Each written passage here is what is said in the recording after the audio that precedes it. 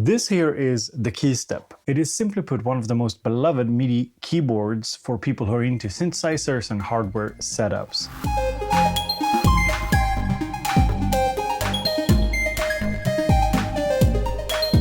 And a while back, Arturia released the KEYSTEP 37, which you could say is the bigger brother of the KEYSTEP. 2.5 octaves, and here we have 3 full octaves. More hands-on control, but still a very similar feature set. But it's time for them to give room to the new KEYSTEP. So one thing that Arturia has kept similar is the form factor. I believe it's the same size as the original, but they have removed the knobs, and I'm not entirely sure how I will feel about that. Instead of the flimsy micro USB, we now have USB-C. Has a bit of a different feel to it. As expected, we have plastic here on the bottom. Here is metal, so it's lighter than the original, but they are keeping it at a very low price. Another small size difference is that the entire unit is a little bit higher than the original. From what I can tell, the keys are pretty much identical.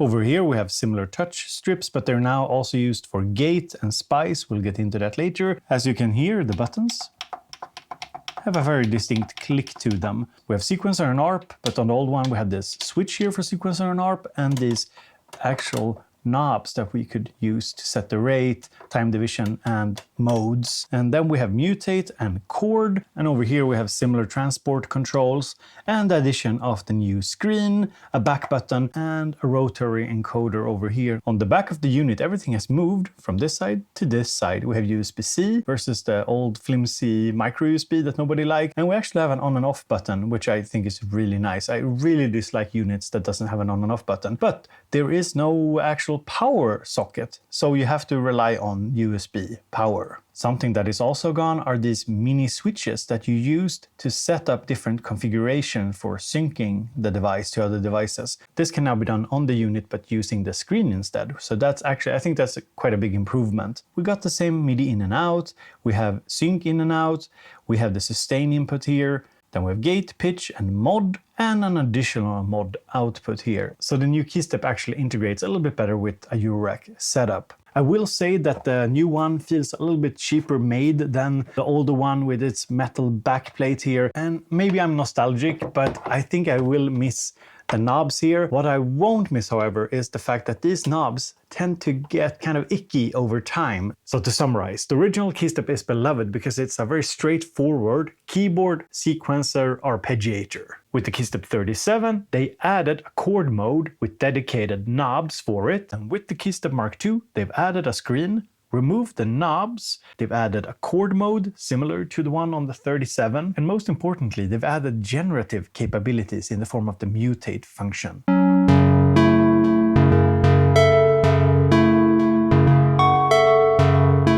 And with the press of a button, we can change up the ARPs and the sequences.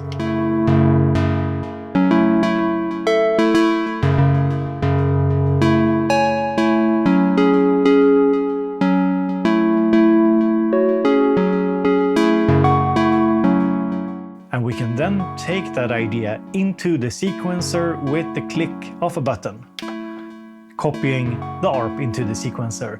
But more about all of this shortly. Now maybe a new KEYSTEP is a little bit too vanilla for you and you want something more adventurous in your synth life. This is the one YouTube ad you don't want to skip. Unz Unz is a synth and music gear store that focuses on gear from small manufacturers, the synths that you won't find in the big stores. Say you need a patch bay for your studio, well they have the DF Audio Mini Bay, which is simply fantastic.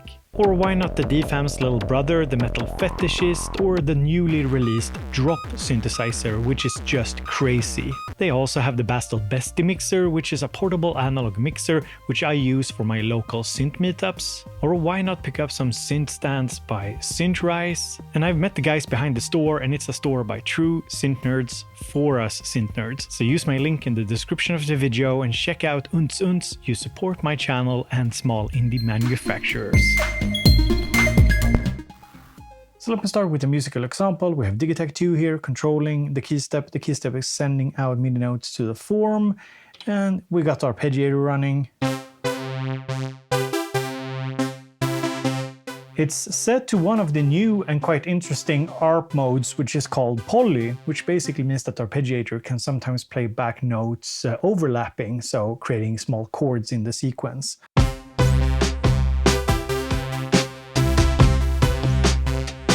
Now what we can do is use the mutate function. So by pressing it,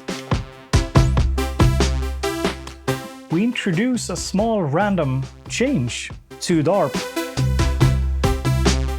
The longer you hold it, the more of a change we got. And since it's an arpeggiator, we can change the ARP octave range, as well as using the different ARP modes, and also change the time division.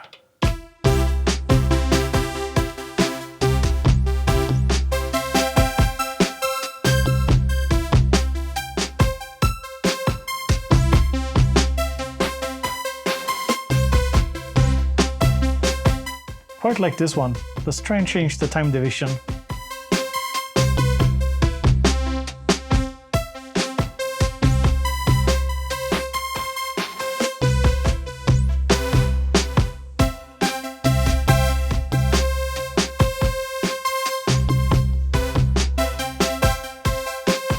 And you can of course change the ARP subdivision as well.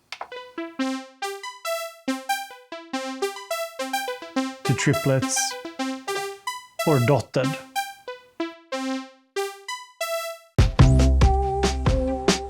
We've got something here that I quite like. So we've mutated an arpeggio here, and now what we can do is just hit Shift and 2 sequence. And now we are in sequencer mode.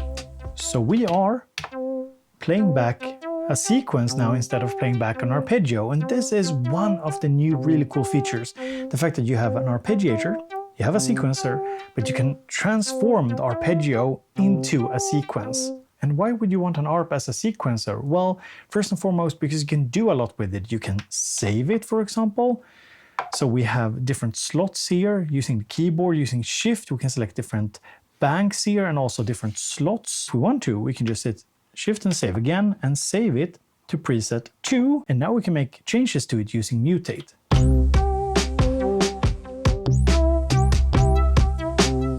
Just adding in a little bit of variation, just a tiny note. Maybe try and press it once more, see what happens. I'm not too sure, so let's reset.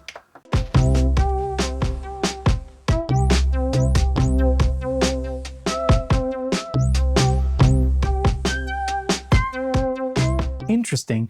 Let's save that as preset 2, and now we can jump back and forth between them very easily if we want to.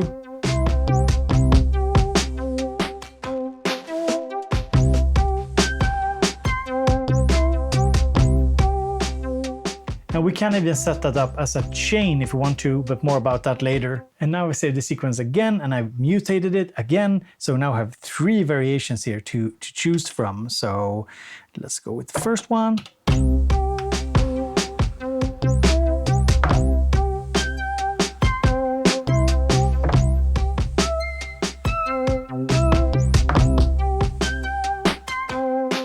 Just a quick example of how you could generate some ideas, and then I could just sample these ideas into the Digitact and keep working on it. And here's another arpeggio.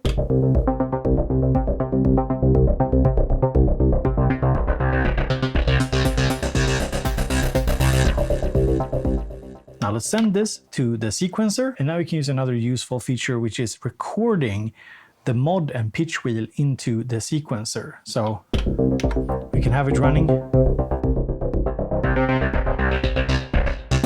And if we don't like it, we can just hold the sequencer button here, and here are a bunch of different sequencer controls. We can initialize the sequence, we can clear automation, we can quantize, set the length of the sequence up to 64 steps. We can even do a count-in. It's not a metronome sound, but it is like a visual count-in.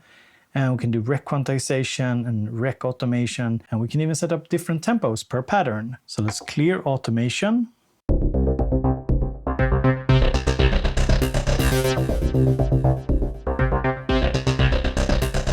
I mean, we have to save this as a preset.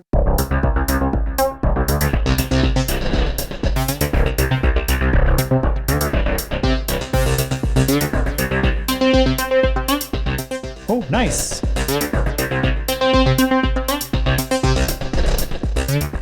I mean, you get the idea. It's a quite addictive workflow actually, because it's quick to generate ideas. And of course, generative functionality is not something new. You have it in most DAWs, but if you are going for a hardware synth setup, having it in a small MIDI keyboard like this does make a lot of sense. And you can actually set up mod wheel to another CC. So that way we could use it to control, for example, the cutoff of the form.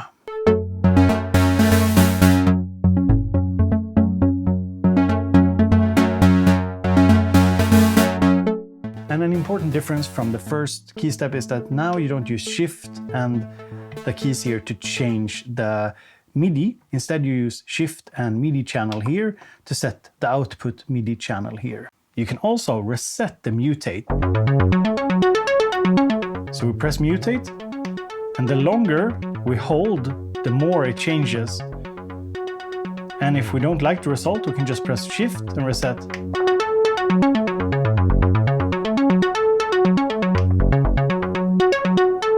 Press briefly for a small change, or longer for a bigger change. And Shift and reset to reset it back to its original state.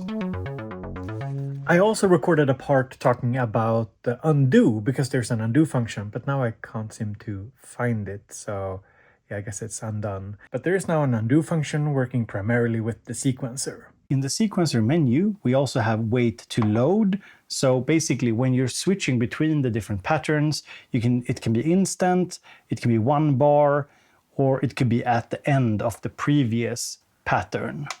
You also have the ability to send a program change message per pattern. So you go in here, you can select different kinds of messages and just press here and set it to whatever program change number you want. Now, what is this good for? Well, for example, some devices like Electron devices use a program change messages for their patterns. So you could basically type patterns on the key step together with patterns on an Electron device, for example, or you could tie patterns together with different presets on certain synths, because some synths uses program change messages for their presets. The sequencer itself is 8-note polyphonic, so you can store up to 8 notes per step in the sequence. Here's another cool feature that you might recognize from the old key step. If we press hold and we hold the key, we can add in more notes into the ARP. And that is up to 64 notes.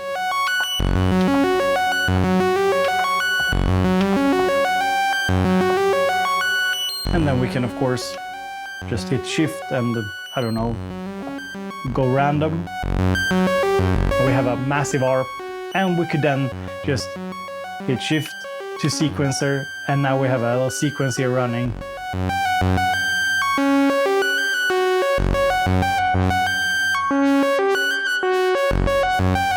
And just like on the original key step, you can have the sequencer send MIDI to one channel and then play using the keyboard, sending that MIDI to another channel. You go here to the MIDI and then you set the keyboard play channel to something other than auto. That determines what the keyboard is actually, where the keyboard is actually sending the MIDI note data to. And then Shift plus MIDI channel here sets the output channel of the sequencer. And that way you can send the sequencer to, say, one synth and then play another synth using the keyboard, if you'd like that.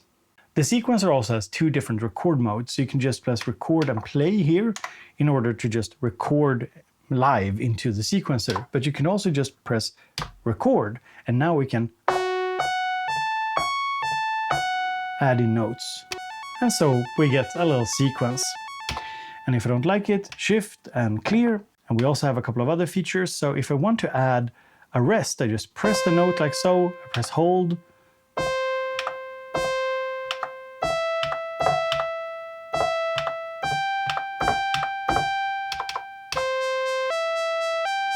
and you can also tie steps together. So if you just press like so. They're not tied together, that's clear. And then instead you press a note, press hold.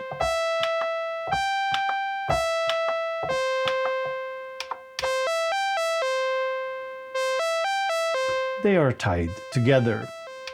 So you use the hold button for both rests and ties, but it depends on whether or not you're holding down the key or not. Editing a sequence is also not very complicated. We simply press record here, and now we can scroll through the different steps here. And we even hear a playback, and then we can click here and change whatever note we want to change.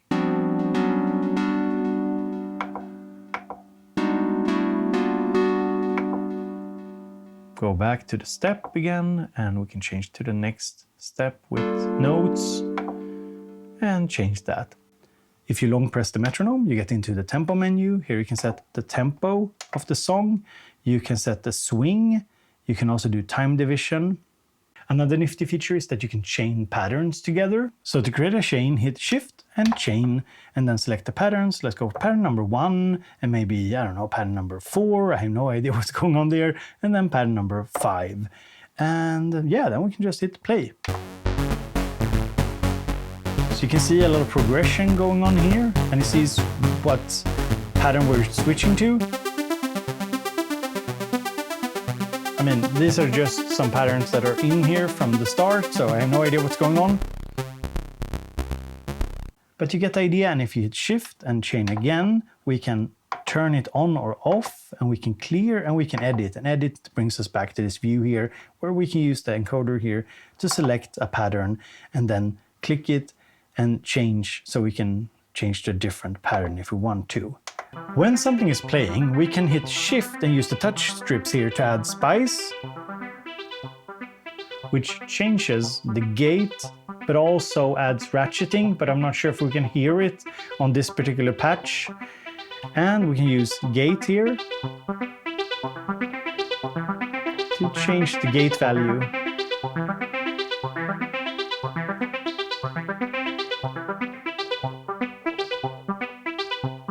Another thing you can do if you record a sequence,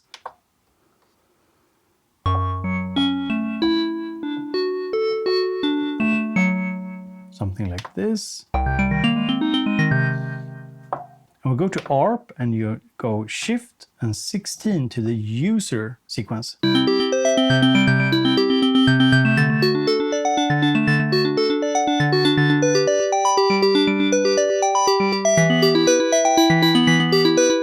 And we can get more advanced, so if we record a sequence but add some rests,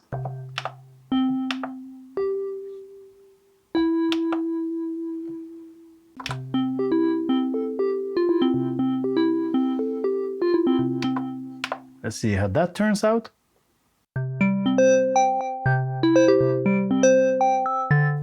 Suddenly it gets more interesting.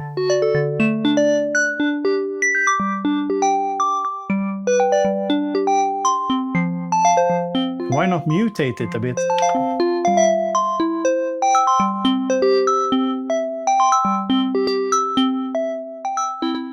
And suddenly we've gone from a sequence to an ARP to a mutated ARP, and we could go back again to sequence. Next, let's try the chord mode. We can basically select different presets, user. We can do octave, we can do fifths, we can do major chords. So for example, or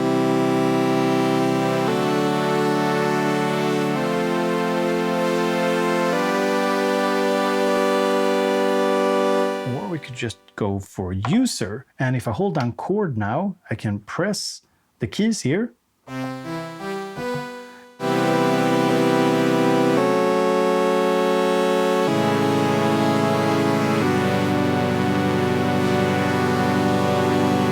Because I have this hooked up to the form, which is a 4-voice synth, I can't go beyond 4 notes, but you can, of course, do that if you're using another synthesizer. In the chord menu, you can also select spread, which has to do with the playback of the notes. So we can set the spread here to velocity. So if I press lightly, it's basically just one note. press harder, it plays the full chord. We can set it so that it reacts to aftertouch, playing additional notes when we press down the key.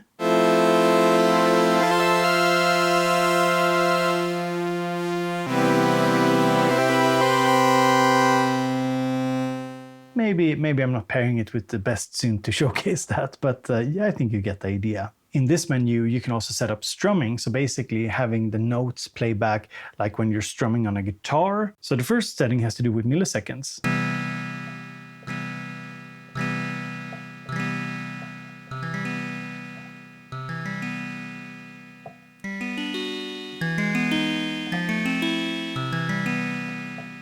And if we combine strumming with spread set to aftertouch,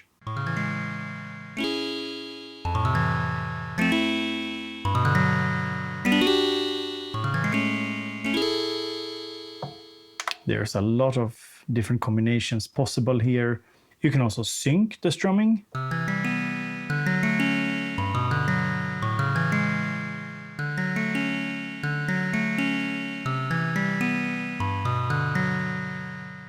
And there's also different types, so we can go up, alternate up, down,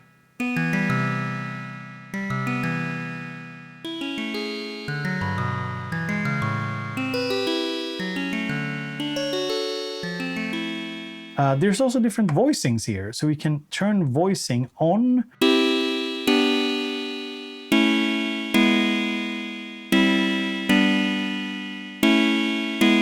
You hear how it changes the voicing to make it more interesting. Now, if we go to ARP,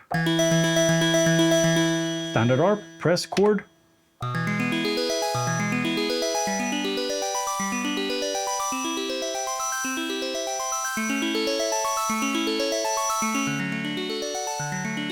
And when it comes to recording chords, you can either do it with the step recorder or live record it. So with the step recorder, we have chord mode engaged.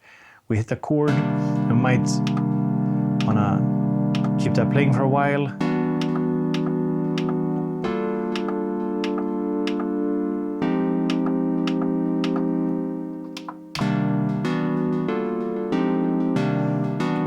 Yeah, not the prettiest, but you get the idea. Or you could just live record into the sequencer as per usual. There is still, however, one major downside to the keystep design, and that is that you can't record the arpeggiator live into the sequencer. So say you want to record this.